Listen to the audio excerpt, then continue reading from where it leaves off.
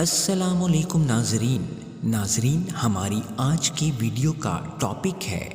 ہمیں کب خاموش رہنا چاہیے۔ خاموش رہیے جب آپ غصے میں ہوں،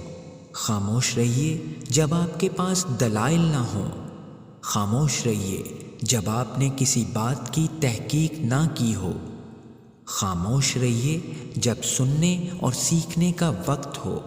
خاموش رہیے جب کوئی گناہ کی بات کو لے کر مذاق کرنے لگے، خاموش رہیے جب آپ کی باتوں کا غلط مفہوم لیا جانے لگے، خاموش رہیے جب دوسرے اپنے معاملات طے کر رہے ہوں، خاموش رہیے جب آپ کا بولنا کسی کی دوستی توڑنے کا سبب بننے لگے، خاموش رہیے جب آپ کسی پر تنقید کرنے لگیں، خاموش رہیے جب آپ بات کو پرخلوص طریقے سے نہ کہہ سکیں، خاموش رہیے جب آپ کو کچھ بول کر پچھتانا پڑے، خاموش رہیے جب آپ کسی بات کو کئی بار کہہ چکے ہوں،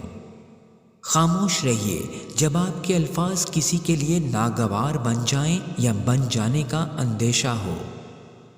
رسول اللہ صلی اللہ علیہ وآلہ وسلم نے فرمایا، جو شخص خاموش رہا اس نے نجات پائی، تو نجات کے لیے کچھ جگہوں پر خاموش رہنا بہتر ہے۔